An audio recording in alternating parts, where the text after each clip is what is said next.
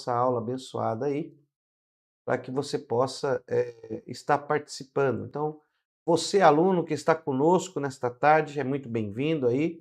Eu sou o pastor Gilmar, pastor presidente e diretor da Faculdade Teológica CETAD, e nós estamos agora ao vivo com mais uma aula de Epístolas Paulinas. Se você tem assistido às aulas, essa matéria de Epístolas Paulinas, nós temos aí gerado bastante videoaulas, né? Porque nós estamos falando de 13 epístolas, 13 cartas que Paulo escreveu e não dá para nós aí sintetizarmos tudo em apenas uma videoaula, né? A gente gosta de fazer uma coisa, estamos aí sintetizando, mas fazer também uma coisa bonita para vocês aí.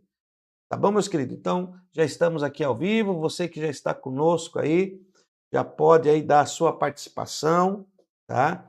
Nós vamos iniciar. Bom, como sempre faço no início da aula, você que está nos assistindo aqui agora ao vivo, você que está assistindo, não pôde ver ao vivo, mas está assistindo a gravação desta aula, primeiro que Deus abençoe sua vida, muito obrigado por você estar aí participando de nossas aulas e adquirindo um conhecimento que nós tentamos passar de uma maneira bem simples e bem objetiva para você que tem esse interesse de conhecer mais acerca da palavra de Deus. Meu amado irmão, seja muito bem-vindo. Então, eu tenho que te falar que se você ainda não é inscrito no nosso canal, se inscreva, porque todas as vezes que nós iniciarmos aqui a nossa vídeo, né, a nossa videoaula, toda vez que nós iniciarmos aqui, você receberá um aviso, né, uma comunicação aí do YouTube de que nós iniciamos a nossa transmissão. Então você se inscreva, clique aí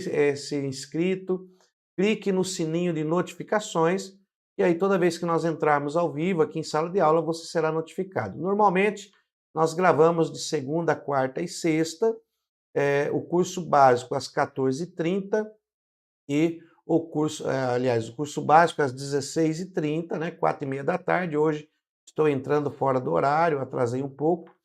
E também à noite, né, de segunda, quarta e sexta, o nosso curso médio, onde transmitimos as aulas a partir das 22 horas da noite. Então, você pode acompanhar ao vivo ou assistir posteriormente aí as aulas e ter aí e adquirir o conhecimento, tá? Nós também temos aí um projeto que nós iríamos iniciar hoje, dia 1º de junho, mas vamos iniciar amanhã, dia 2 de junho. Pastor, por que vocês não vão iniciar hoje? Porque dia de segunda, quarta e sexta nós gravamos aí as aulas do básico e à noite do médio. Então nós vamos intercalar os dias, tá? Então nós iremos começar amanhã as gravações aí do nosso projeto para membros, somente para membros do nosso canal. Então hoje você pode ser membro do nosso canal por apenas R$ 5 mensais, tá? Você vai pagar uma taxa aí de R$ 5, você vai entrar no nosso canal, vai clicar lá, quero ser membro, clica lá no Seja Membro, assina lá R$ 5, você vai assinar direto com o canal do YouTube, e aí você terá acesso às videoaulas que nós vamos iniciar amanhã. É um projeto e nós vamos gravar várias aulas sobre o tabernáculo, tá? Ramishkan Alif Tav, o tabernáculo de A a Z, de alfa a ômega, do princípio ao fim. Alif Tav são a primeira e a última letra do alfabeto hebraico, mostrando o fim, o princípio e o fim, tá? Então não perca essa oportunidade, tá? É só você se tornar membro do canal, porque esses vídeos vão estar disponibilizados só para membros, tá? Só para membros.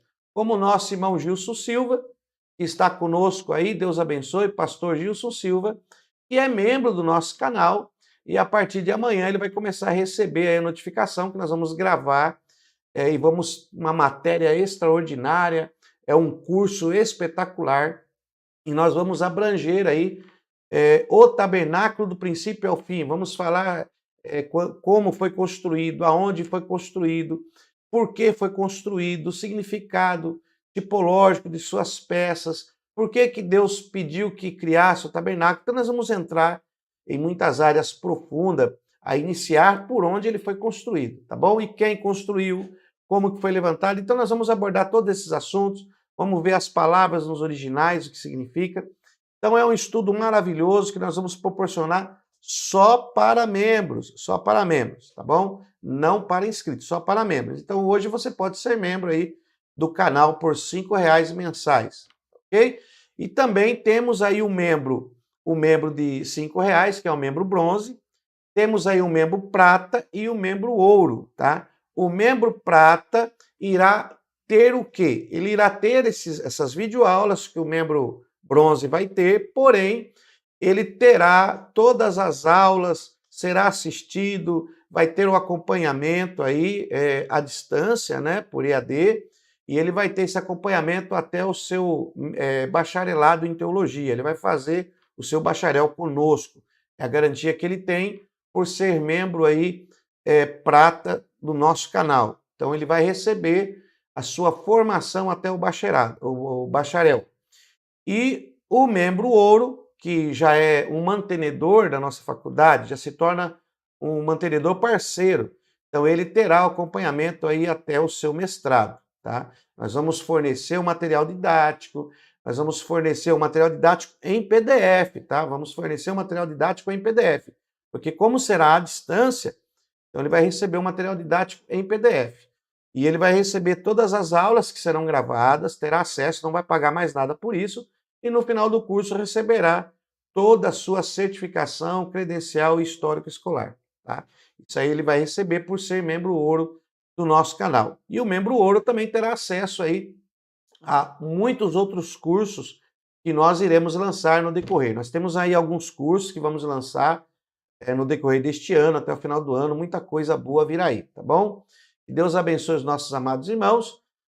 Adriano Santos, a paz do Senhor Jesus Cristo, meu pastor, aulas muito esclarecedoras, a paz do Senhor para todos os irmãos. Está aí conosco já o Adriano Santos. Deus abençoe, irmão Adriano, seja muito bem-vindo, né? E se torne membro do nosso canal. Seja membro aí, nos ajude, né? Nossa irmã também, que já está aí, a nossa irmã Pamela. Deus abençoe, irmã Pamela. Se torne membro do nosso canal também, tá? Amanhã nós vamos começar as gravações aqui, intercalado com os dias que nós gravamos o básico e o médio, tá? O básico e o médio em teologia é gravado segunda, quarta e sexta, o básico às 16h30 e o médio às 22h.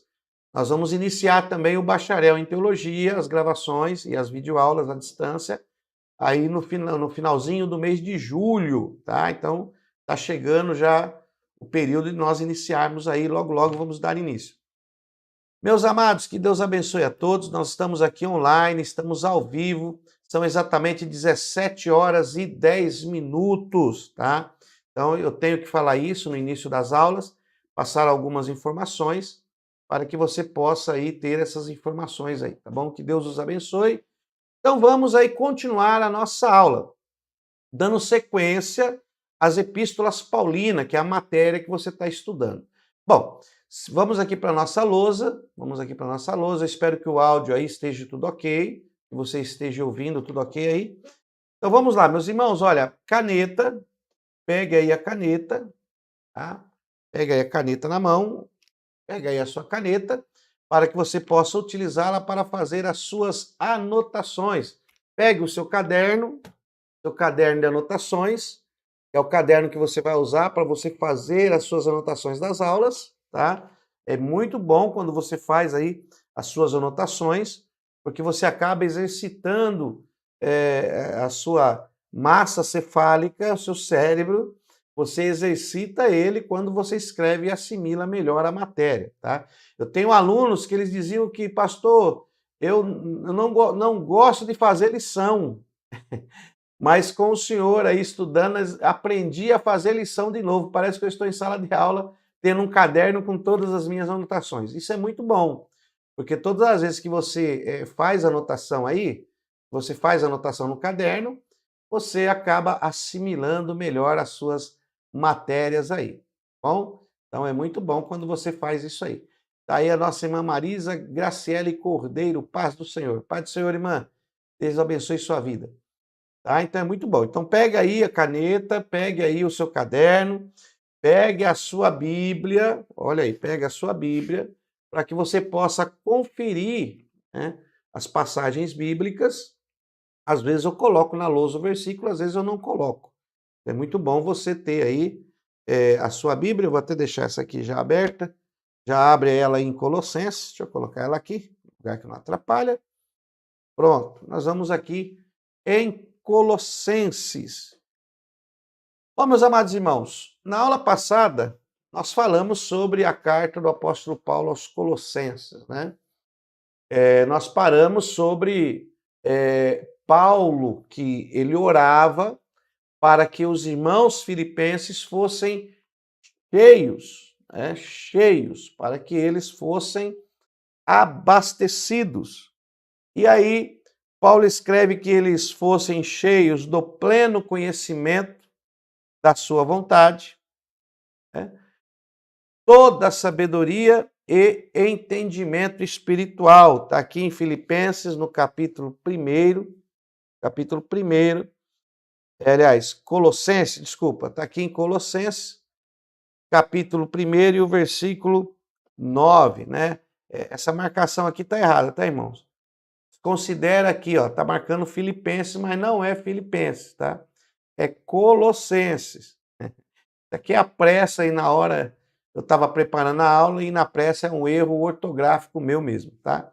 Não é a secretaria não, foi eu que fiz o erro ortográfico, que a gente prepara a aula para os irmãos e às vezes acontece a gente querer preparar aqui um pouco rápido e fazermos algo errado. Então, desconsidera esse FP. É Colossenses 1:9. Olha aí. Por essa razão, nós também, desde o dia em que ouvimos, não cessamos de orar por vós e de pedir que sejais cheios do pleno conhecimento, né, da sua vontade e de toda sabedoria e entendimento espiritual. Então, Paulo, ele está enviando uma carta aos irmãos de Colossos e ele diz que ora a Deus para que os irmãos tenham pleno conhecimento da vontade de Deus, para que eles também tenham sabedoria e para que eles tenham também entendimento espiritual. Tá? Então, nós paramos aqui na aula passada e vamos dar sequência. Tá? Novamente, eu marquei errado aqui. É 1:10. Colossenses 1:10, tá? Tá errado aqui. Conserta aí, irmão. Conserta aí. Faz sua anotação e conserta aí. Ok? Olha aí, os nossos irmãos aí. Nosso irmão Sandoval, que está aí no Nordeste brasileiro, né? Está lá em Pernambuco, lá. Pai do Senhor Jesus, meu nome. Saudades. Saudades também, pastor Sandoval. Logo, logo, se Deus permitir, nós estaremos aí nos encontrando. Glória a Deus. Então, meus amados irmãos, anota aí. Anota aí. Versículo 10. E oramos para que possais andar dignamente diante do Senhor, agradando-lhe em tudo, frutificando toda a boa obra e crescendo no conhecimento de Deus. Então, ele escreve dizendo que ele quer que os irmãos andem dignamente. Né? Nós falamos um pouco disso na aula passada já. Eu não quero me atrelar nesse assunto agora, porque nós falamos um pouco. Andar dignamente, ser uma pessoa digna. E ele diz o seguinte, ó, agradando a Deus em tudo. Agradando a Deus em tudo. Ó, frutificando, crescendo. Aqui ele usa de um gerúndio, né? Andando, vivendo, crescendo. Isso é um gerúndio que ele vai sempre indo, né? Sempre indo. Então ele usa esse gerúndio dizendo que os irmãos têm que continuar frutificando e crescendo. Frutificando em toda boa obra e crescendo em todo conhecimento. Né? Eu até citei na aula passada que quando nós passamos por uma dificuldade, deixa eu falar isso aqui, quando nós, a paz do Senhor, irmão, está aqui o nosso irmão que está dando aqui a paz, Eu já falei aqui na aula passada que o nosso cérebro, a nossa mente, quando nós passamos por uma dificuldade, isso é comprovado cientificamente, que nós vamos buscar na nossa memória, dentro dos arquivos que estão no nosso subconsciente, pré-gravados, porque lemos algo, porque vimos algo, porque aprendemos algo. Então, ela vai buscar no nosso conhecimento se nós temos um conhecimento para resolver tal problema. Então, isso é comprovado cientificamente que o nosso cérebro, ele arquiva tudo que nós aprendemos para que no futuro possamos utilizar. Então, quando Paulo diz que que eu oro para que vocês agradem a Deus em tudo e que vocês continuem frutificando em toda boa obra e crescendo no conhecimento. Porque vocês crescendo no conhecimento, lá na frente, mediante uma dificuldade, vocês terão condições de interpretar, de entender, de discernir, porque você cresceu no conhecimento, porque você prosseguiu no conhecimento, porque você insistiu em aprender. Lembrando que nós formamos exploradores. Nós não ditamos as regras, porque eu não sou dono da verdade. Eu nunca esgoto toda a revelação da palavra. Então você que tem que procurar se aperfeiçoar, se aprofundar. O seu estudo não para nas palavras que eu falo. O seu estudo não para nos limites que eu estou delimitando. Não. Eu posso falar 3 maneiras, 2 maneiras. O Espírito Santo pode te revelar 4, 5, 6. O Espírito Santo e a sua revelação não é limitada, ela é ampla. E o Espírito Santo vai revelando conforme mais você vai abrindo o seu coração e a sua mente para entender a Deus e a sua maneira de trabalhar. Tá? Então, siga neste foco, nesse gerúndio que Paulo se utiliza, indo, andando, continuando, vivendo, fazendo, buscando, estudando, ok? Deixa eu parar aqui, senão nós vamos ficar só aqui. Então, nós falamos sobre isso aqui. Serem cheios de tudo, é o que ele fala no versículo 10. Em toda, crescendo, né? Em toda, crescendo.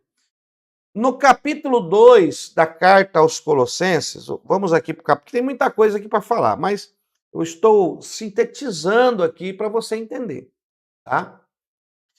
Temos então aí no capítulo 2 da carta de Paulo aos Colossenses, que ele vai nos mostrar aqui quais são as marcas da igreja.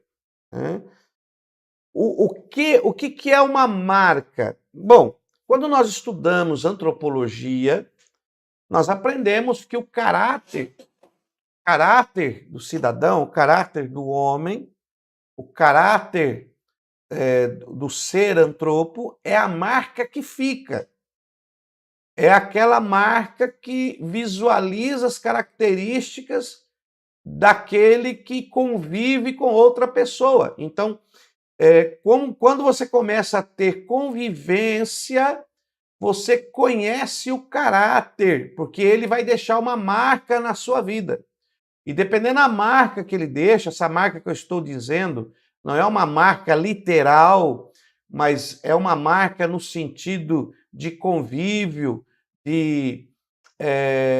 tipo um substantivo, para que você entenda, uma marca no sentido que você vai conviver com a pessoa e ela vai transparecer algo da personalidade dela. E essa marca que fica, nós chamamos de caráter. Caráter, simplificando, é a marca que fica.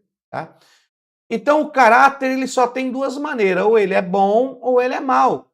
Então, a identidade também é demonstrada pela marca, né? Pelas características. Então, quando você conhece as características de uma pessoa, as características de algo, você está conhecendo o caráter da pessoa. Então, quando Paulo escreve, olha, ele vai falar o seguinte, ele vai falar no capítulo 2 aqui, de algumas adversidades, né? Ele vai usar aqui uma palavra que ele vai falar acerca de falsas doutrinas, de falsos homens que se dizem, entre aspas, homens de Deus, mas estão aí ensinando fábulas, estão ensinando coisas que não convêm. E existem muitas igrejas também que se dizem aí igrejas, mas não tem caráter, a igreja não tem a sua própria identidade, como nós falamos na aula passada. Lá na placa é um nome, quando você entra e começa a participar, você vê que não tem nada a ver com o nome que está lá fora. A liturgia é diferente, a liturgia imita outra, ela mescla várias liturgias de outras denominações para agradar o adorador ou o possível cristão que está ali. Não se preocupa em ensinar as verdades bíblicas, mas se preocupa em agradar as pessoas para que as pessoas possam estar ali. É uma maneira de ganhar as pessoas. Então vamos nos adaptar a elas. Não é mais nós que nos adaptamos à palavra de Deus. Dá a entender que Deus tem que se adaptar à nossa vontade. É o que dá a entender. Então, isso é perca de identidade. É quando você não tem uma identidade própria, você é um imitador. Você é um imitador dos outros. Não, aquilo lá está dando certo, então eu vou usar aqui. Ah, aquilo ali deu errado, não vou usar. Agora, você não tem a sua identidade própria. Você não tem um pré-julgamento das pessoas que entram. Qualquer pessoa entra, qualquer pessoa já é consagrada, é ungida, porque você não tem critérios. Por que não tem critérios? Porque não tem uma identidade própria. Quais foram os critérios que o comandante daquele navio usou para receber Jonas? Quais foram os critérios que ele utilizou para receber Jonas? Quer dizer, Jonas foi lá, comprou a passagem, entrou no navio e foi dormir no porão e quase que toda a embarcação vai a naufrágio. Quase que todos os marinheiros que estão ali perdem a vida por causa de uma pessoa que entrou e não foi utilizado critérios para que aquela pessoa permanecesse ali. Então, a identidade, ela identifica como você é. E a igreja, ela tem a sua identidade. E Paulo, ao escrever aos irmãos de Colossos, ele cita aqui algumas marcas da igreja, tá? Primeiro, versículo 5, olha aí. Primeiro, capítulo 2, versículo 5. Olha o que diz aqui, o que Paulo escreveu. Eu vou ler o 4. Digo isso para que ninguém vos engane com palavras convincentes. Olha, digo isto no versículo 4. Para que ninguém vos engane com palavras convincentes. Cuidado, irmãos. Deixa eu falar uma coisa para vocês aqui. Deixa eu falar, eu não sei se o áudio aí tá bom, se o áudio tá estourando. O meu aqui começou a estourar, deixa eu abaixar um pouquinho. Aqui acho que tá bom. Deixa eu falar uma coisa para vocês aí. Né? Aí, opa, Deus abençoe nosso irmão Widney Batista, a paz do Senhor, meu querido. Deus abençoe. Falei isso hoje na igreja sobre caráter. Glória a Deus, irmã Pamela. Deus abençoe. Ó, deixa eu falar uma coisa para você aqui. A primeira característica que Paulo está citando é que a igreja tem que ter ordem. Ó, tudo tem que ter ordem. Ó, digo isso para que ninguém vos engane com palavras convincentes. Eu estava dando uma aula esses dias atrás e eu estava nesta aula falando sobre o poder da oratória. Irmão, o poder da oratória, da hermenêutica, né, da homilética, o poder da oratória, tem gente que tem um poder de oratória tão grande que ele pode estar errado, mas ele convence você que ele está certo. Por causa do poder de convencimento através de uma boa oratória. É igual um mecânico que não conhece mecânica e o outro também não conhece mecânica. Duas pessoas que não conhecem mecânica, aí para na frente do carro, aí ele fala, olha, a piraboca da raposeta é ligada aqui no parafuso da parafuseta, que vai poder girar no sentido anti-horário para poder funcionar a bomba que puxa o combustível, porque sem a parafuseta aqui, o combustível não vem. O outro que não entende, por ver ele usar palavras difíceis, sabe o que vai dizer? Você está certo. Ele convence, e poder da oratória. Tem pessoas que usam palavras bonitas, substantivos, que você fica até abobalhado. E ele te convence que o errado é certo. Ele te convence. Você está com uma camisa azul, mas o poder da oratória dele é tão grande que ele convence você que você usou uma camisa violeta, que é semelhante ao azul. Mas ele acaba falando tanto da violeta que você... eu estou usando camiseta violeta. Poder da oratória. Tá? Então ele está dizendo, ninguém vos engane com palavras convincentes. Olha o versículo 5, que é o versículo que eu usei para falar sobre as marcas da igreja. Primeiro, pois ainda que esteja ausente quanto ao corpo, contudo, em espírito estou convosco, regozijando-me, alegrando-me, e vendo a vossa ordem e firmeza na fé em Cristo. Eu me alegro porque eu olho para vocês, irmãos colossenses, e vejo que vocês têm uma ordem, têm uma dinâmica, têm um respeito. A gente vê que não está bagunçado, que tudo tem uma dinâmica correta, tem a hora certa para isso, tem a hora certa para aquilo. Então, o primeiro sinal de que Deus está no ambiente é a ordem. Quando Deus construiu o tabernáculo, irmão, não perca. Não perca. Se você não é membro do canal, seja membro. Eu não quero que você perca esse material. Nós não vamos vender esse material. Esse material é para membros do canal. Deus gosta tanto de ordem que quando ele construiu o tabernáculo, ele colocou tudo em ordem. Quando Elias foi clamar fogo do céu a Deus, ele colocou o altar como? Em ordem. Tem que ter uma ordem, tem que ter uma decência, tem que ter um negócio bem, sabe? Tudo ali no seu devido lugar, tudo. Então, a primeira marca, o primeiro sinal da igreja, né? A primeira característica, Paulo está dizendo que, olha, a igreja tem as suas marcas, a igreja tem a sua identidade, a igreja ela tem o seu caráter, mesmo não sendo uma pessoa física, mas ela vai deixar uma marca em meio à sociedade. É uma igreja que está com uma vida social, federal, uma vida dentro das leis, o qual é regida o país, dentro da Constituição, ela existe como uma pessoa jurídica e ela trabalha dentro de uma ordem. Então, Paulo ficou admirado da ordem que eles tinham. E aí ele escreve, alegro-me vendo a vossa ordem e firmeza na vossa fé em Cristo. Então, tá aí a primeira característica da igreja, a ordem. Segundo, propósito com Cristo. A igreja ela tem um propósito com Cristo, tá? Um propósito, aquilo que ela deposita, aquilo que ela tem como meta, que ela tem como direção. Ela não sai daquilo, porque ela tem um propósito. O propósito é se encontrar com o Senhor Jesus. Ela tem um propósito com Cristo. Versículo 6. Por isso que eu digo para os irmãos que tem coisa, irmão, que não precisa do Espírito Santo. Descer do céu, alguém colocar a mão no seu ombro, revelar. Não, porque a própria palavra te mostra como você tem que conhecer.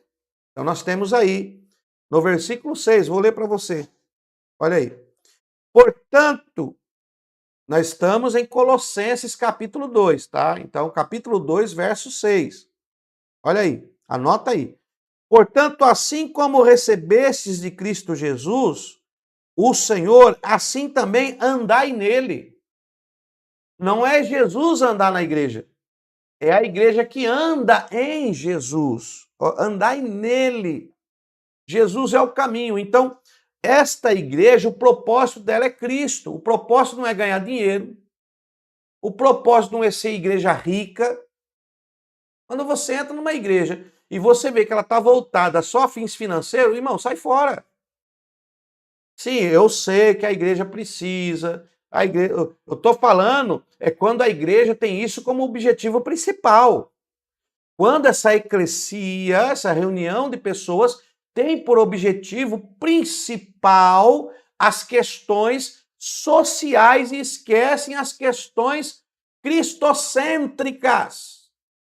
A igreja ela é cristocêntrica, porque ela é gerada por Cristo. Se líderes não têm essa ideia cristocêntrica, então não tem os sinais e as marcas da verdadeira igreja. Quando o templo foi construído no deserto, este templo móvel, né, Mishkan, tabernáculo, quando ele foi construído lá, ela tinha as suas características, a sua ordem, e era totalmente teocêntrica. Deus era o centro de tudo. Tudo que se fazia era para Deus, não era para ego humano, não era para sacerdote, não era para levita, não era para o povo, era para Deus. Tudo ali envolvia caráter, personalidade, envolvia a pessoa de Deus. Então, é muito forte. Então, o segundo sinal é o propósito com Cristo. Uma eclesia que não tem propósito com Cristo não é a verdadeira igreja e não se identificará como igreja do Senhor. Então, olha aí. Temos aí, então, essas duas marcas. Aí vem a terceira. Além de ter o propósito com Cristo, ela anda com Cristo. Então, temos aí dois propósitos no versículo. Né? Propósito com Cristo, olha aí o versículo 6. Portanto, assim como recebestes Jesus Cristo, como recebeste Jesus Cristo. Então, propósito com Cristo. Tanto a igreja, quando eu digo igreja, irmão, vocês já fizeram aí o curso básico, já leram o material. Quando eu digo igreja, nós fizemos a matéria de eclesiologia. Quando eu falo igreja, não estou me referindo a quatro paredes. Eu me refiro, primeiro ponto, o ser humano, a pessoa, eu e você como igreja.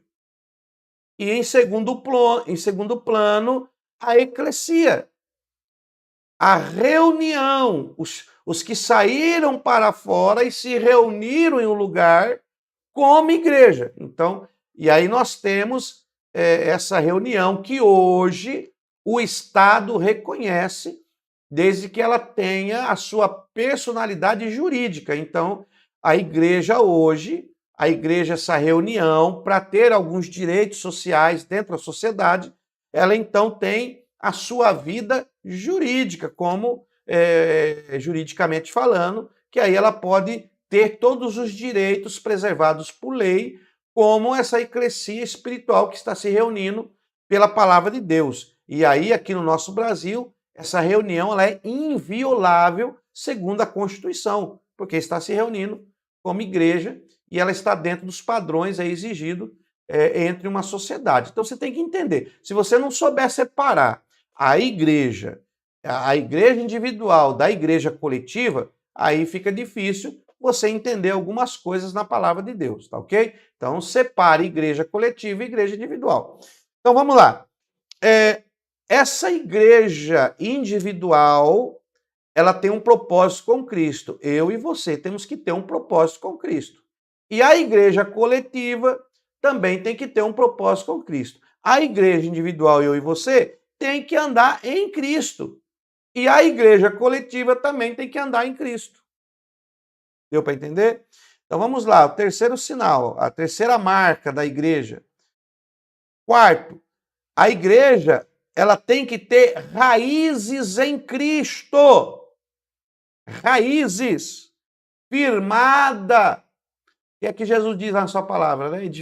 Sobre esta pedra edificarei a minha igreja e as portas do Hades não prevalecerão contra ela. Por quê? Porque a igreja, a raiz dela é na pessoa de Cristo. É que nem a madeira de acácia lá do tabernáculo, e para poder ser levantada na terra lá, para ser colocada e feita toda a parede, tiveram que colocar sapata de prata.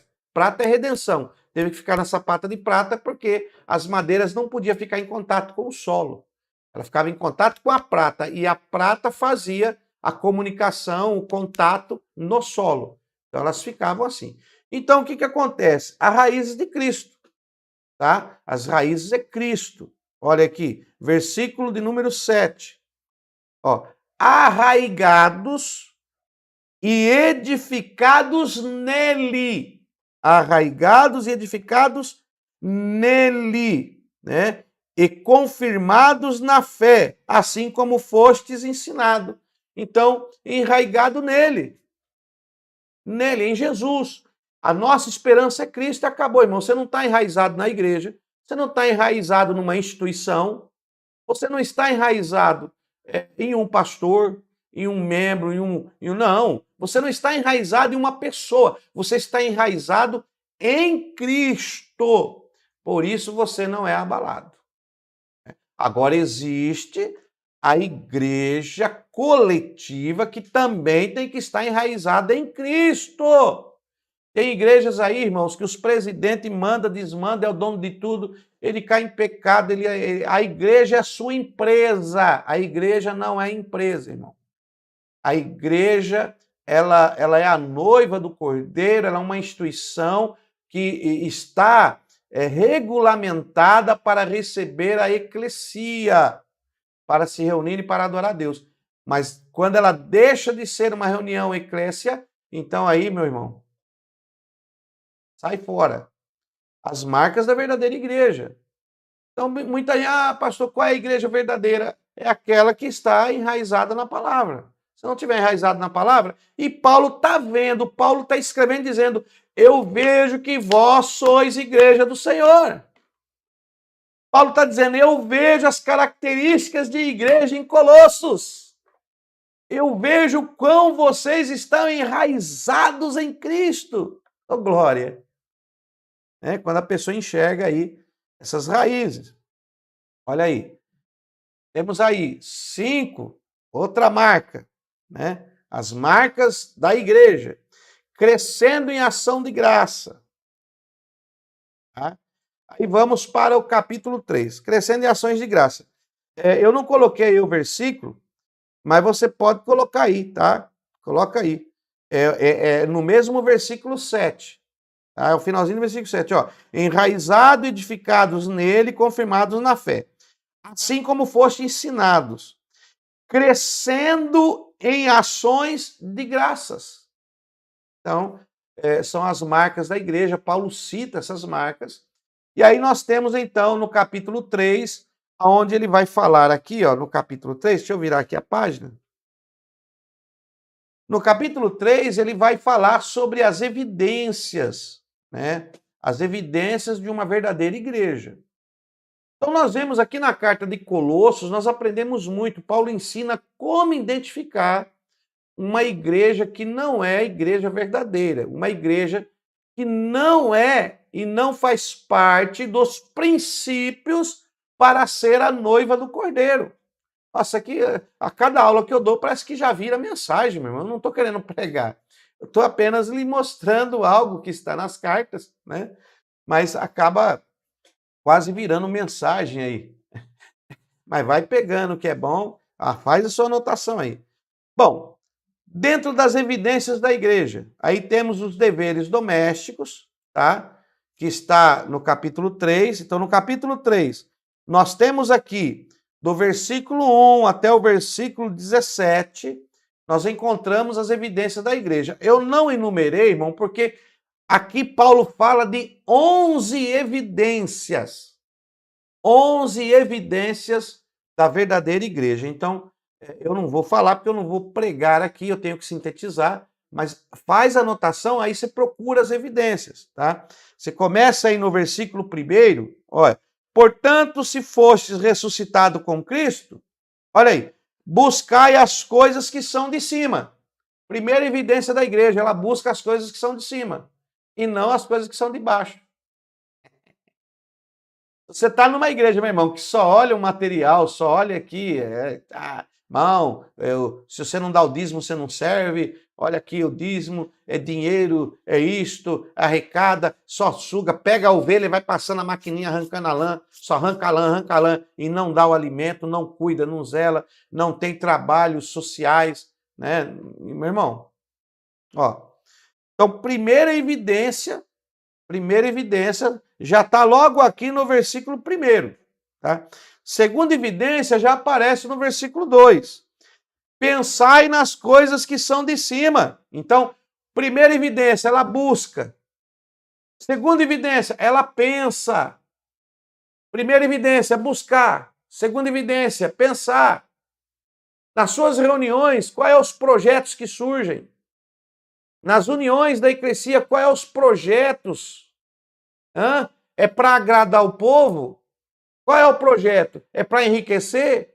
Qual é o projeto? O projeto tem que ser para Deus. Olha aí. Olha, ó. Pensai nas coisas que são de cima. Os projetos têm que ser espirituais. Olha aí o projeto que nós lançamos para membro aí. Isso aqui é coisa gloriosa, meu irmão. Vamos estudar o tabernáculo. Você quer coisa melhor do que você aprender tudo sobre o tabernáculo? Que vai lhe trazer visões e revelações e te aproximar mais e mais do Altíssimo? Então, ok? Primeiro, buscar e pensar. Olha aí. E aí vai. São 11 evidências. Ó, vou falar mais uma só. Ó. Terceira evidência, versículo 5. Olha aí. Fazei, pois, morrer a vossa natureza terrena. Terceira evidência da verdadeira igreja. Ela mata, sacrifica, enterra a sua natureza terrena. Porque ela busca, ela almeja, ela deseja a natureza divina. São as evidências que evidenciam a verdadeira igreja. E aí vai, meu irmão, tá? Aí tem outra evidência no versículo 8, aí no versículo 9, 12. São 11 evidências. Eu não vou falar de tudo, senão o tempo não dá. 11 evidências. E aí tem os deveres domésticos, tá? Você encontra aí no capítulo, ainda no capítulo 3, por isso que eu não coloquei capítulo, porque está dentro do capítulo 3. Você vai encontrar no versículo 18 aí, alguns deveres domésticos. No versículo 18 para as mulheres, no versículo 19 para os maridos, no versículo 20 para os filhos, no versículo 21 para os pais e no versículo 22 para os servos. Então nós temos aí mulheres, marido, filhos e pais. As mulheres, para o marido, para os filhos e para os pais. E aí depois, para aqueles que servem, que são servos, também tem aí alguns deveres domésticos que eles têm que observar. Então são algumas instruções para o convívio familiar deles. Tá? Então nós temos aí no capítulo 3, anota aí. No capítulo 4, nós seguindo aqui a sequência, aí então ele faz a igreja, oração, ele pede à igreja, solicita à igreja oração e sabedoria. Ele exorta a igreja para que a igreja busque oração e sabedoria.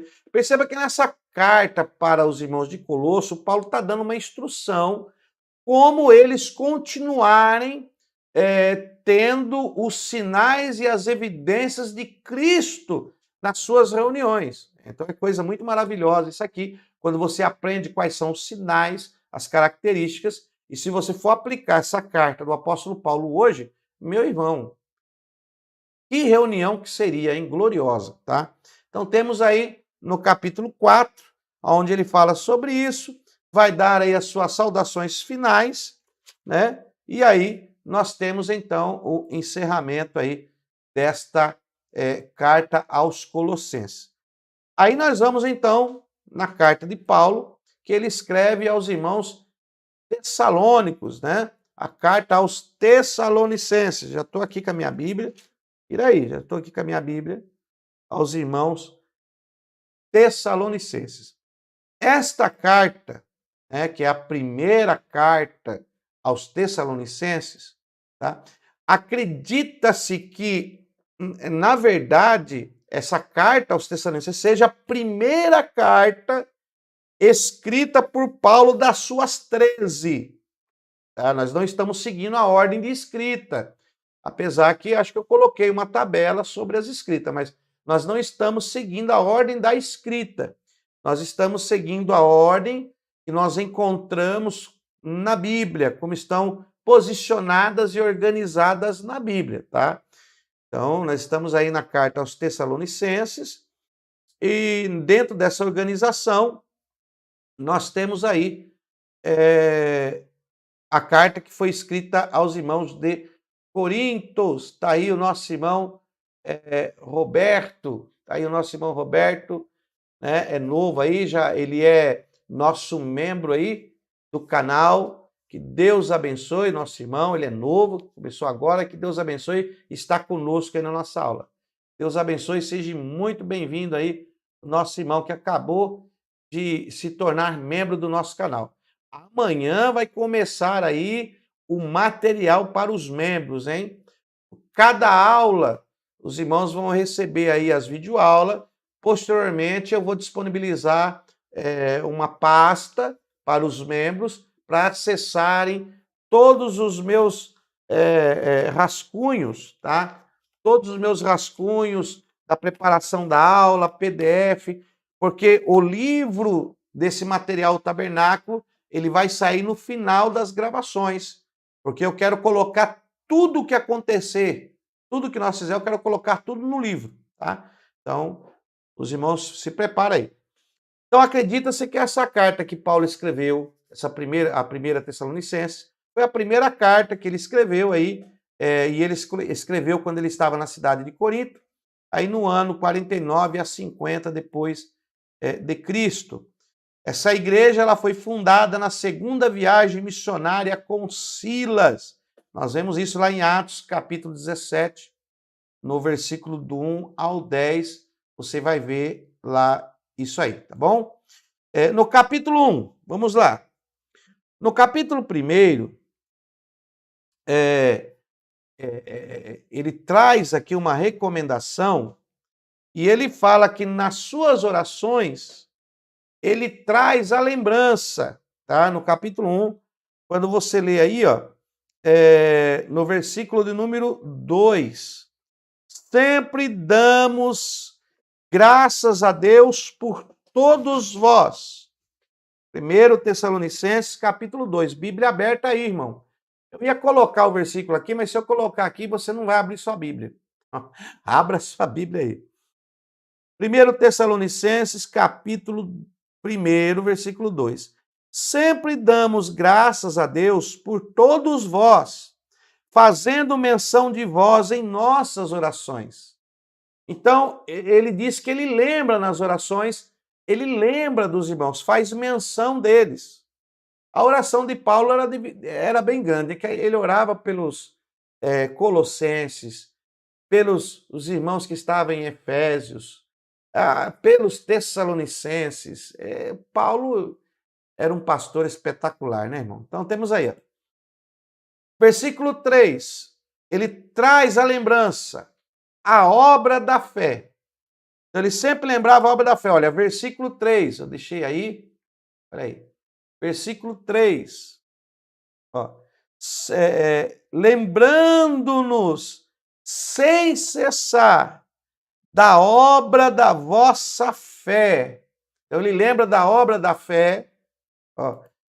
Ele lembra do trabalho de amor que eles realizavam e da firmeza de esperança. 3 coisas Paulo lembrava nas orações. E os irmãos de Tessalonicenses faziam, olha, faziam a obra de fé, eles faziam obras de fé, eles faziam trabalhos de amor e também tinham firmeza na esperança, tá? Tudo isso aí no versículo 3.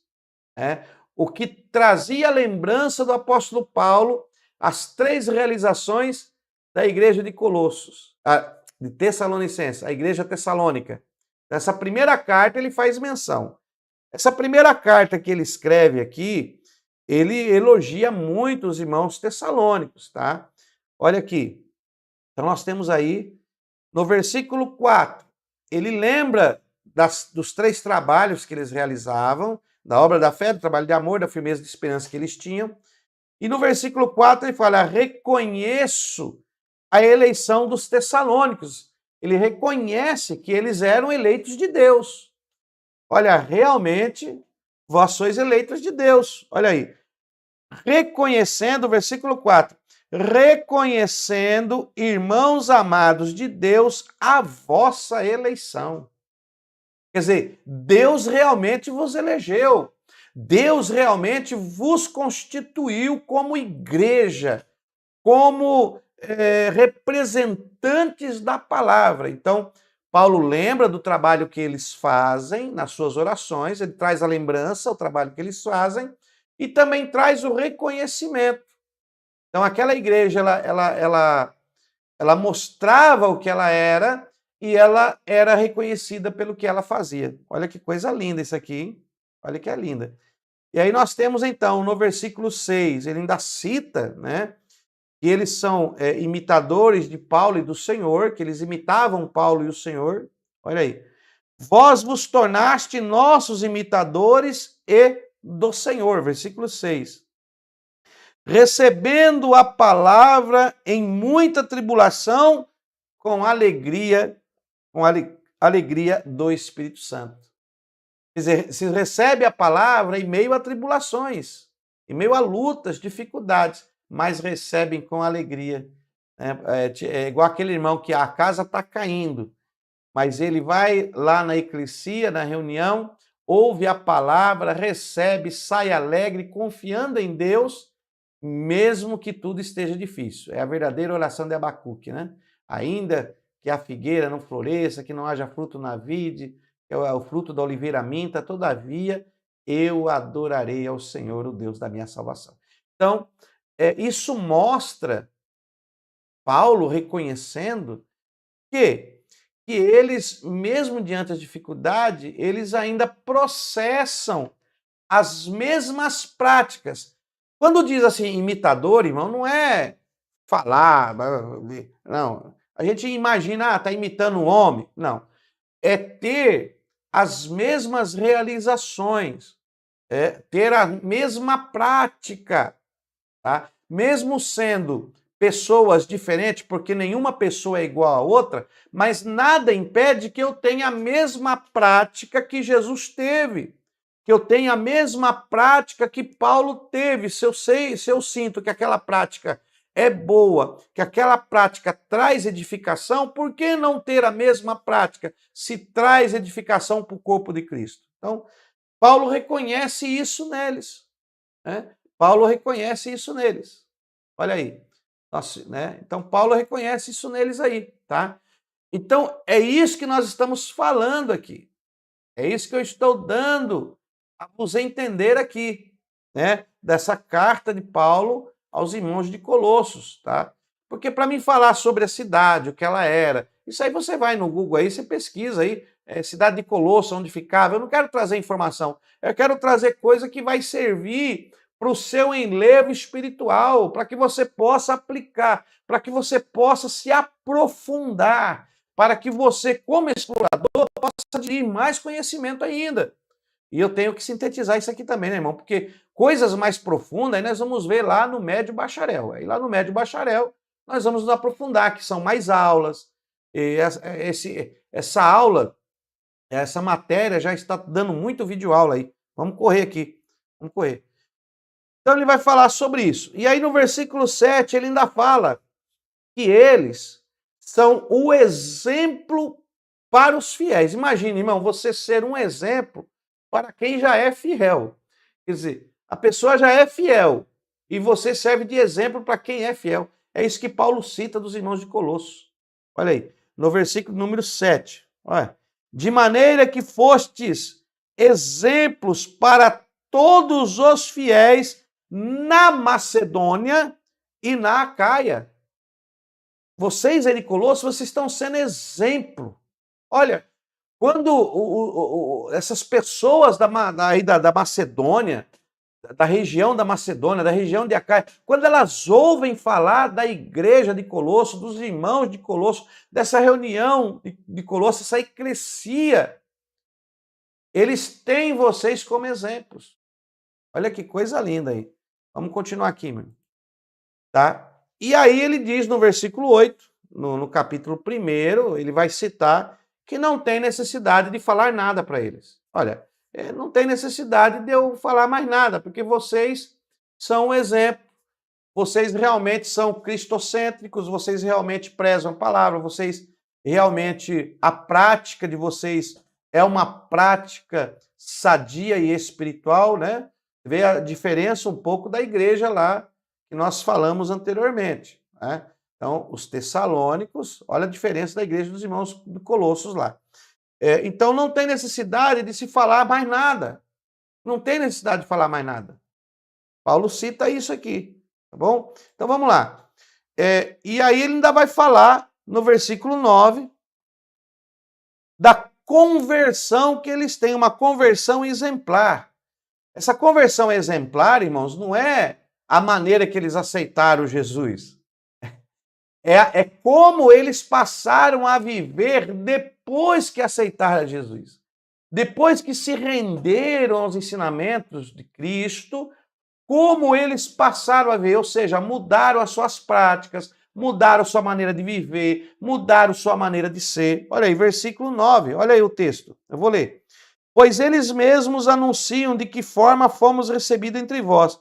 Dizem-nos, como vos convertestes dos ídolos a Deus, para servirdes ao Deus vivo e verdadeiro. Uma conversão exemplar. Deixaram, eles serviam aos deuses. Se eles serviam aos deuses, eles também tinham as suas liturgias para os deuses, as suas simpatias, as suas feitiçarias, como você queira fazer. Ou seja, o seu modo de viver, o seu modus operandi para com os deuses. De repente fez isso, ó, virou. Agora, eles largaram de fazer tudo o que faziam para os deuses e agora fazem para Yahweh, o único Deus verdadeiro, na pessoa de Jesus, pelo recebimento da palavra. Isso é mudança de maneira de viver, isso é mudança de maneira de falar, isso é mudança de maneira de agir. Por isso que eu não creio no evangelho que não transforma a pessoa. A pessoa diz que ela aceita Cristo e continua praticando as mesmas coisas. Essa pessoa não encontrou ainda Jesus.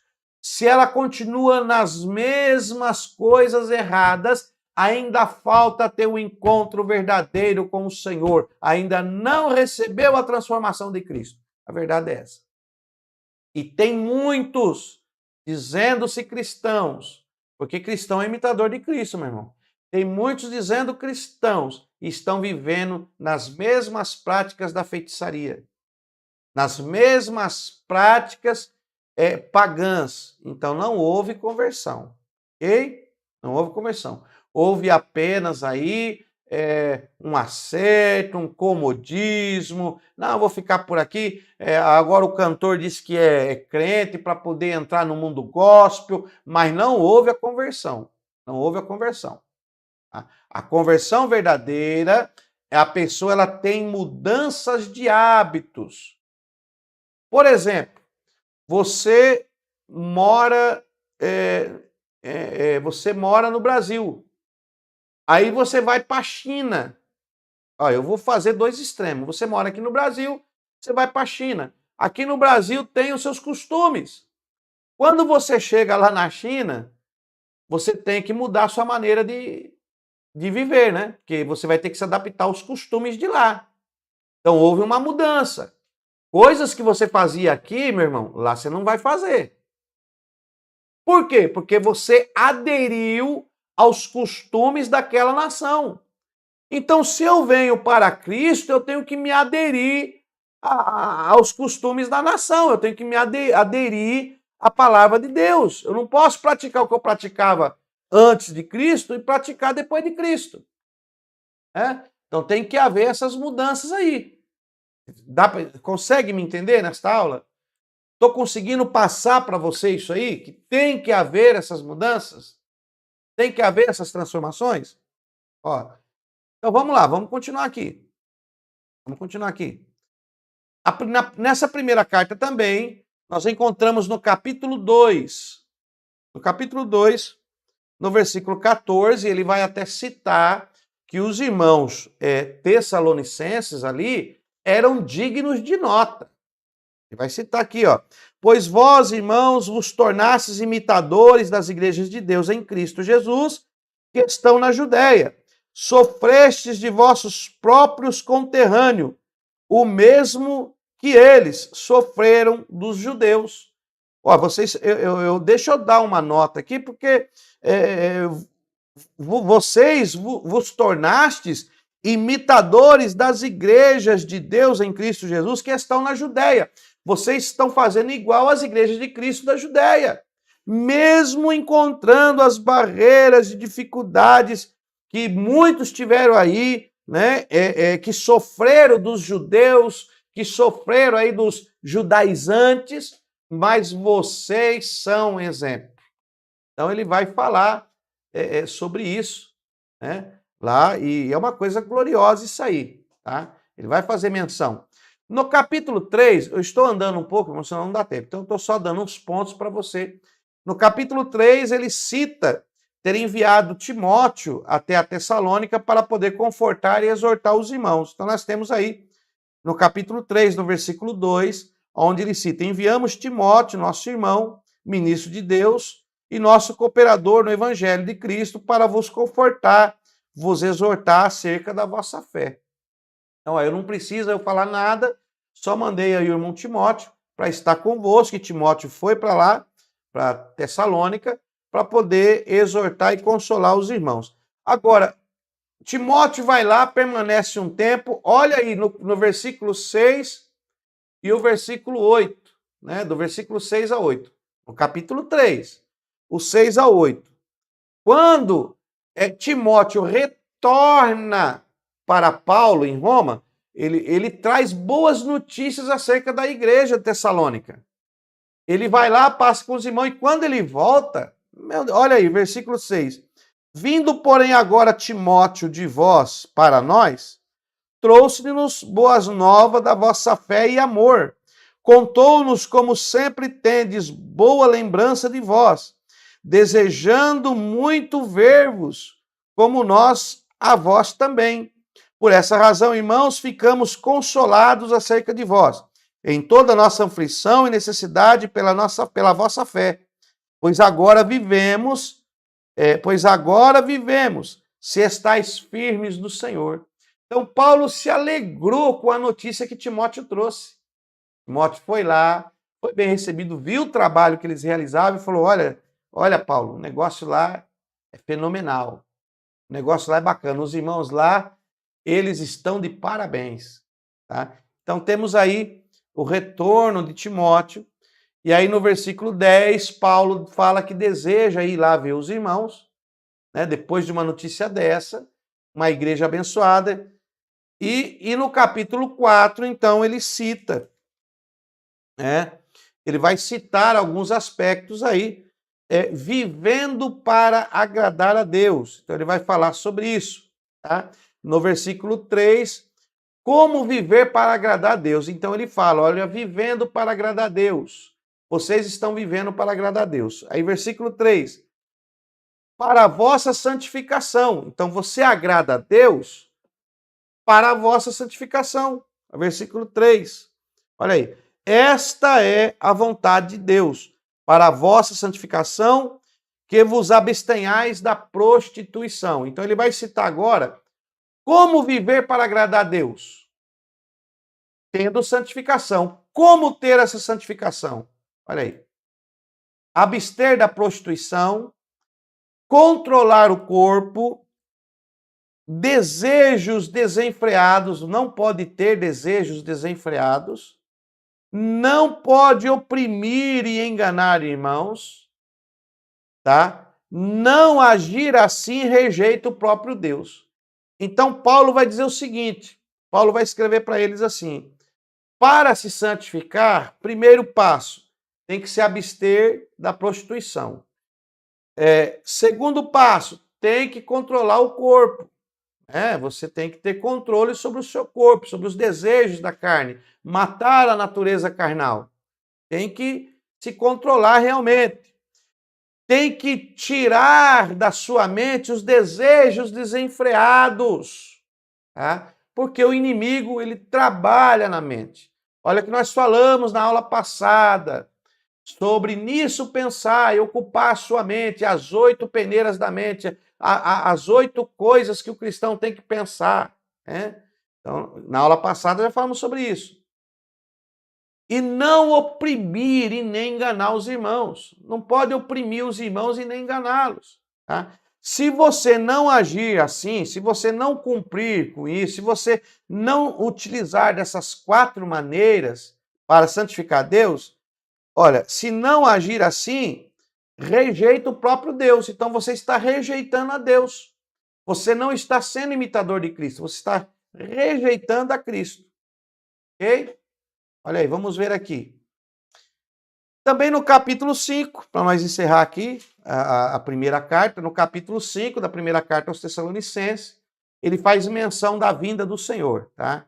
E aí, sobre isso aqui, as saudações finais, mas sobre a vinda do Senhor, isso aqui é um pouco escatológico, e nós falaremos disso aí na aula, na matéria de escatologia, tá?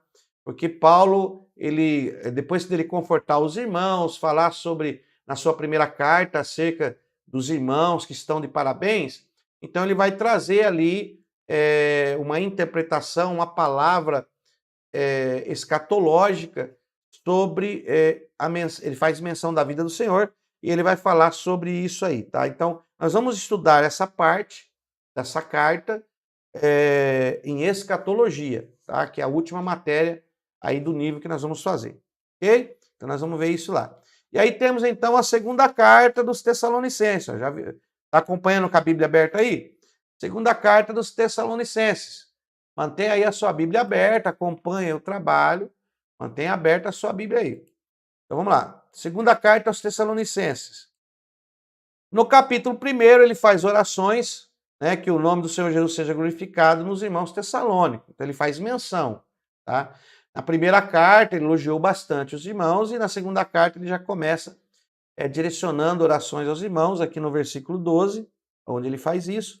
E aí nós temos, no capítulo 2, ele aborda, dando tipo uma continuação do tema que ele abordou. Ele fala lá no finalzinho da sua primeira carta, aqui no capítulo 5, né? No finalzinho do capítulo 4, pegando o capítulo 5, ele fala sobre a vinda do Senhor. Vai falar sobre a vinda do Senhor.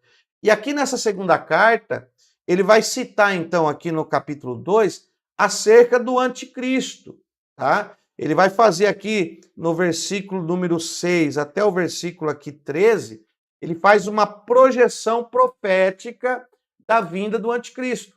Também não irei falar sobre isso aqui, porque nós vamos falar dessa vinda do anticristo lá em escatologia. Então, como é um material escatológico, eu não quero misturar com a explicação aqui sintetizada das epístolas paulinas. Então, só para você ter aí essa visão.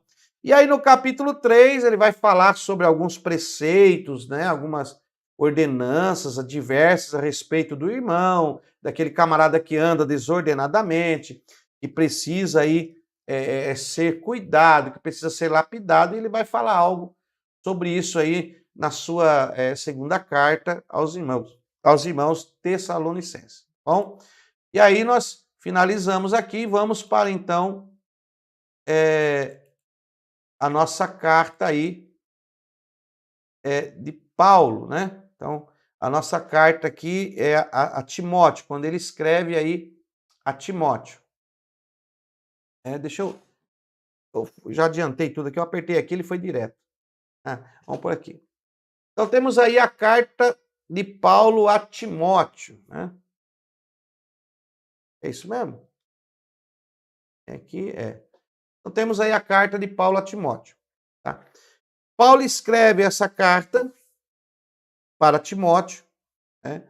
E ele escreve 15 anos depois da conversão de Timóteo. Essa carta ela é escrita 15 anos depois que Timóteo se converteu ao Senhor. É a 11ª carta escrita por Paulo, não na ordem que nós estamos mostrando biblicamente. Tá? Aqui é a ordem da escrita. Também essa carta ela foi escrita na Macedônia no ano 61, logo após ele ser solto da primeira prisão em Roma. Nós encontramos aí ele falando sobre isso aí em 1 Timóteo, no capítulo 1, versículo 3. Como te roguei quando partia para a Macedônia que ficasse em Éfeso, para advertires a alguns que não ensinassem outra doutrina. Então ele vai citar que assim que ele escreveu essa carta, logo após ele ser solto da primeira prisão em Roma. Temos aqui, ele escreveu essa carta também após as 3 viagens, né? Após 3 viagens missionárias, Paulo foi preso, levado a Roma, foi solto novamente, preso e foi decapitado aos 60 anos, tá? Aos 60 anos. Essa carta trata de conselhos de Paulo a seus filhos na fé que pastoreavam em Éfeso, né? Aí principalmente Timóteo. E na ilha de Creta, que era Tito. Então, Timóteo estava ali em Éfeso e Tito estava na ilha de Creta. E ele então escreve essas cartas, nós chamamos de cartas pastorais, porque eles estavam pastoreando, e Paulo então vai escrever para eles, dando orientações de como eles deviam agir aí com essa eclesia. Então, hoje são cartas úteis a todos os pastores e líderes espirituais. Então, nós temos essa carta, que ela é muito útil para todos os pastores e líderes espirituais. Tá? Então, temos aí primeiro a Timóteo, né? Essa primeira carta aí. Então, temos aí a primeira carta a Timóteo. Nativo de Listra, Timóteo, nativo de Listra, de mãe judia e pai grego. Lá você encontra isso lá em Atos, capítulo 16, versículo 1. Tá? Estamos aí vendo algumas características de Timóteo. Timóteo se converteu na primeira viagem de Paulo, no ano 47 a 48 depois de Cristo, aos 15 anos, foi batizado. Você vai ver lá em Timóteo, capítulo 6, versículo 12. Temos aí também que ele foi educado por sua mãe Eunice e por sua avó Lóide, que lhe transmitiram a fé judaica e o conhecimento da lei de Moisés. Você encontra também isso lá na carta 2 Timóteo, no capítulo 3, versículo 15. Para facilitar seu contato com os judeus, Paulo fez com que Timóteo fosse circuncidado. Então, Paulo, ele pede para Timóteo ser circuncidado, estará em Atos, capítulo 13, capítulo 16, versículo 3. Atos 16, 3. Timóteos, temos aí o nome em grego, Timóteos, e o significado é que honra a Deus. Esse é o significado aí da palavra Timóteo. Então, por que da primeira carta? Porque Paulo escreve a primeira carta a Timóteo. Primeiro, para alertar, instruir e dar autoridade a Timóteo como dirigente da igreja de Éfeso, a respeito dos falsos doutores. Nós vemos isso aí no capítulo 1, versículo 3, no capítulo 4, versículo 1, no 6, 3, e nós podemos até ver isso aqui. Vamos ver, eu coloquei para ver aqui, o capítulo 1, versículo 18 ao 20. Deixa eu colocar aqui, capítulo 1 de Timóteo, vamos lá. Timóteo, capítulo 1, Timóteo 1, 18 ao 20. Vou colocar aqui, vou colocar a Bíblia aqui, que eu sempre coloco, né? Pronto. Este é o dever que te encarrego. Aí você vê Paulo falando a Timóteo através de carta. Este é o dever que te encarrego, ó filho Timóteo, segundo as profecias de que antecipadamente foste objeto. Ou seja, haviam profecias que profetizaram sobre Timóteo que ele ia ser um representante de Deus para conduzir, para ensinar, para instruir. Então, ele vai agora falar sobre isso. Este é o dever que te encarrego, ó filho Timóteo, segundo as profecias, o que antecipadamente fosse objeto de combate, firmado nelas o bom combate, mantendo a fé, e boa consciência, mantenha a fé e boa consciência, porquanto alguns tendo rejeitado a boa consciência, vieram a naufragar na fé.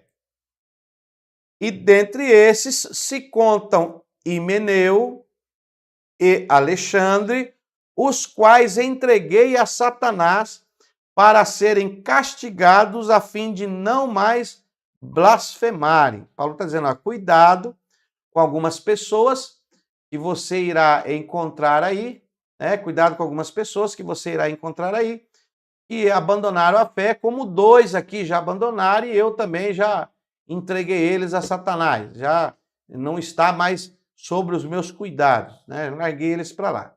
Então, por isso que Paulo escreveu a carta, porque havia problemas lá e Timóteo tinha que ser orientado acerca disso. Então, uma carta de orientação para a vida de Timóteo. Olha aí. Então, aí, no capítulo 2, no versículo 9 ao 15, ele vai falar sobre os deveres das mulheres cristãs, para que Paulo pudesse ali, então, orientar as mulheres, tá? Então ele fala aí no capítulo 2 sobre isso aí. Temos aí no capítulo 3 que ele vai falar sobre os deveres episcopos e diáconos, né? Que é os episcopais e os diáconos, né? Os diaconais. Então ele vai dar ali sobre os deveres, como proceder, né? Temos aqui os deveres algumas Bíblias está traduzido dos bispos, dos diáconos, né? Pastor, mas bispo é a mesma coisa que presbítero? É a mesma coisa. Só que há algumas funções diferentes. O nome é o mesmo, o que muda são algumas atribuições funcionais. Eu vou gravar um vídeo posteriormente sobre essa questão do bispo, presbítero, ancião. Era ancião, ancião é bispo era ancião, presbítero é o mesmo. Então, nós vamos gravar um vídeo sobre isso, porque aí nós temos que olhar os originais para eu poder te explicar qual é a diferença, né? A diferença aí, no caso, são só das atribuições que possuía cada um, tinha uma atribuição um pouco diferente, tá? Somente isso. Então, temos aí onde ele fala sobre os deveres desses homens que almejam o episcopado, que almejam o diaconato, como que deveria ser feita essa escolha. No capítulo 4, ele vai falar sobre a apostasia, ele vai falar sobre a fidelidade, a diligência, tem que ser fiel. Olha, Timóteo, eu vou te falar aqui sobre fidelidade e diligência no ministério, porque tem pessoas aí que não são fiéis, que estão apóstatas. Então você tem que conhecer. E aí ele vai falar sobre isso aqui no capítulo 4, orientando sobre essas questões. Ele vai falar sobre o obreiro, que ele tinha que ter zelo, cuidado e aplicação. Então, ele vai falar, esses homens têm que ter zelo. Timóteo, escolha homens que tenham zelo, cuidado e sejam aplicados à palavra. Então ele vai dar algumas referências, eu não quero entrar porque senão vai ficar muito tempo, mas você pode olhar aí que você vai achar coisas gloriosas. E aí no capítulo 5 e no capítulo 6, ele encerra então essa carta a Timóteo, dando alguns conselhos de como Timóteo deveria agir, né? Agir com os velhos, com as viúvas, com os presbíteros, os deveres e os cuidados que ele tinha que ter, os deveres do servo, como ele devia orientar o servo. Então ele vai falar isso aqui no capítulo de número 5 e 6, é dedicado a essa instrução para que Timóteo soubesse como agir com essas pessoas. E aí ele encerra, então, com a bênção, né? Ele encerra aí com uma bênção aos irmãos e encerra a primeira carta. Tá? E aí depois nós temos, então, aqui o porquê da segunda carta. Se ele já tinha orientado na primeira carta, entramos na segunda carta do apóstolo Paulo a Timóteo. Por que ele escreve essa segunda carta? Essa segunda carta, o propósito e tema da carta se une sobre uma metáfora do soldado de Cristo Jesus. Aqui, ele vai dar uma continuação, mas aqui agora, nesta carta especificamente, ele vai fazer aqui uma metáfora.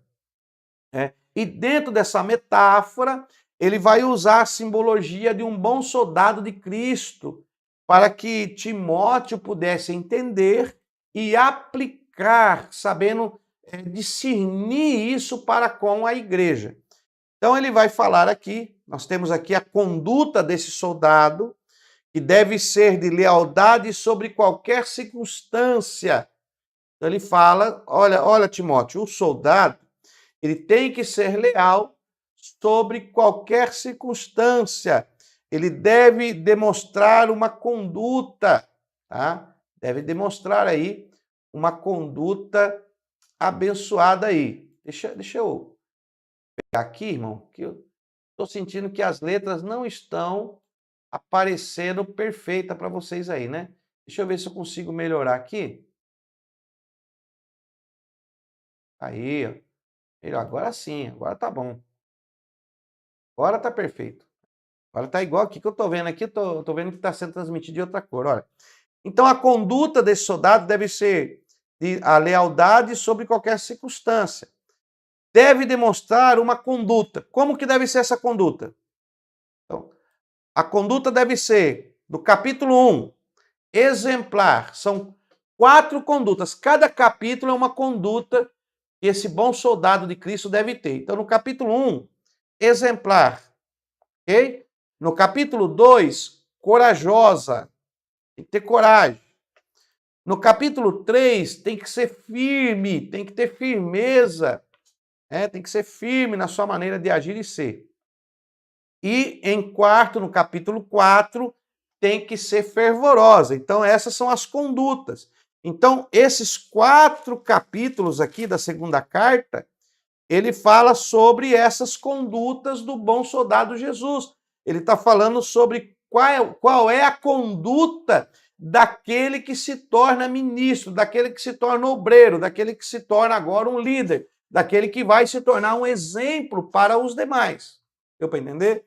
Então, nesses 4 capítulos, nós temos aí essa expressão. E aí, nós chegamos, então, na carta a Tito. Mas aí, as próximas cartas, nós vamos deixar aí mais para frente, né? Já passamos um pouco do horário.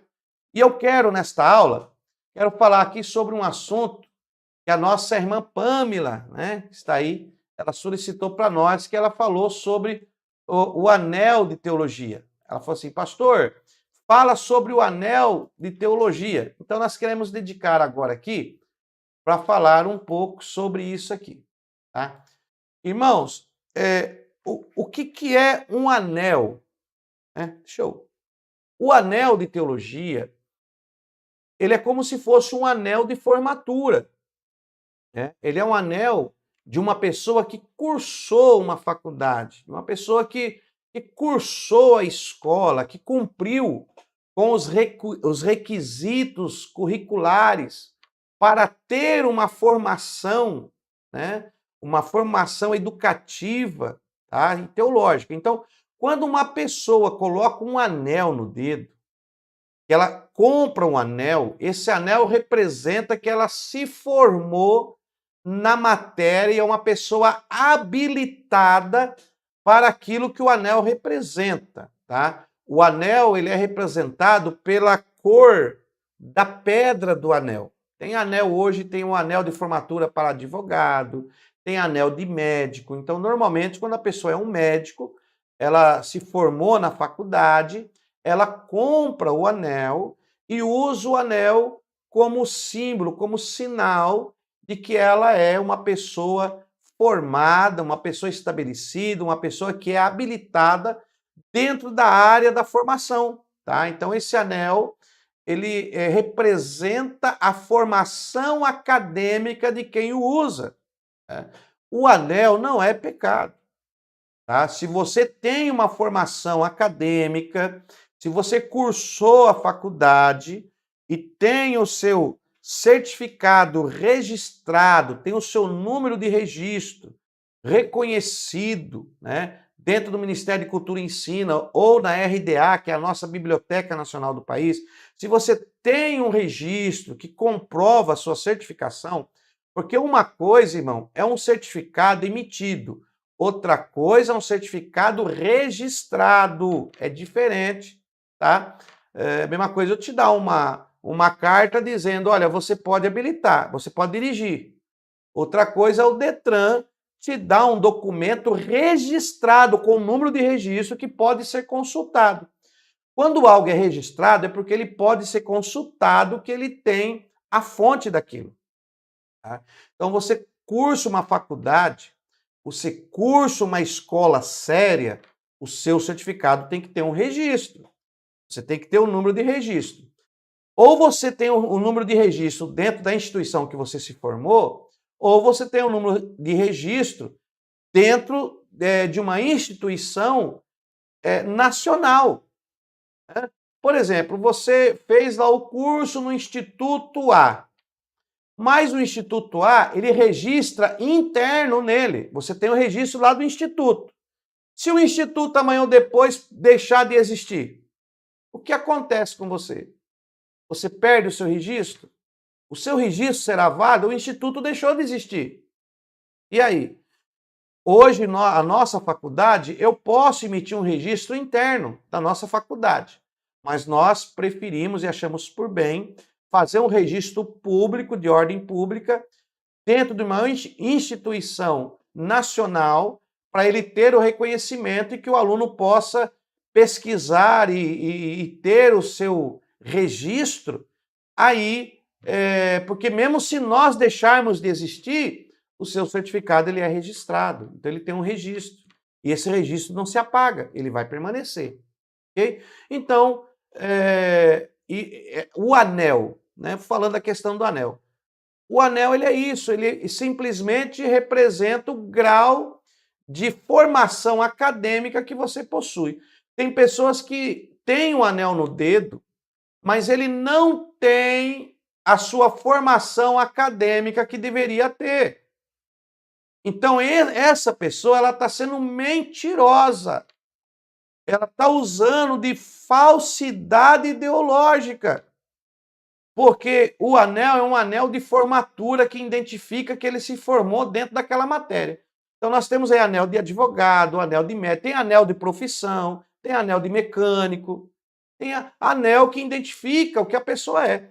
Então, hoje você pode ter aí um anel de teólogo no seu dedo, mas você tem que condizer com o que o anel representa.